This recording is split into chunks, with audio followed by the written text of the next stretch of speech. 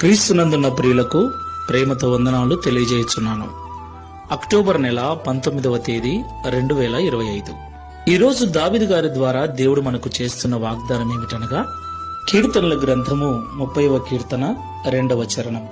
యెహోవా నా దేవా, నేను నీకు మొరపెట్టక నీవు నన్ను స్వస్థపరిచితివి.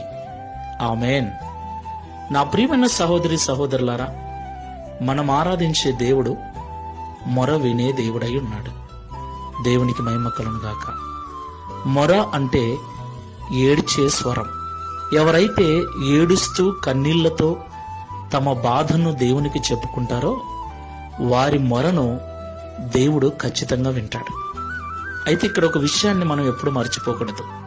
అదేమిటంటే, ఎవరైతే మొర పెడుతున్నారో ఆ మొర నిజమైనదై ఉండాలి. ఎవరైతే తనకు నిజముగా మొర పెడతారో వారికి దేవుడు సమీపస్తుడై ఉన్నాడు. వారి మొర విని వారికి సహాయం చేయు దేవుడై ఉన్నాడు. దేవునికి మహిమ కలుగును గాక. అవును ప్రియులారా, హాగరు మొర పెట్టినప్పుడు హాగరు మొర విన్నాడు. ఇశ్రాయేలు ప్రజలు మొర పెట్టినప్పుడు వారి మొరను దేవుడు విన్నాడు. నిజంగా మొర పెట్టే వారి మొర ఆయన వింటారు. ప్రియులారా, నీ బాధ నిజమైనదైతే, నీ దుఃఖము నిజమైనదైతే, నీ కష్టము నిజమైనదైతే నువ్వు పెట్టే మొర తప్పకుండా ఆయన వింటాడు, నిన్ను బాగు చేస్తాడు. దావీదు గారిని బాగు చేసిన దేవుడు నిన్ను కూడా బాగు చేస్తాడు. హాగరును దర్శించి ఆశీర్వదించిన దేవుడు నిన్ను కూడా దర్శించి ఆశీర్వదిస్తాడు.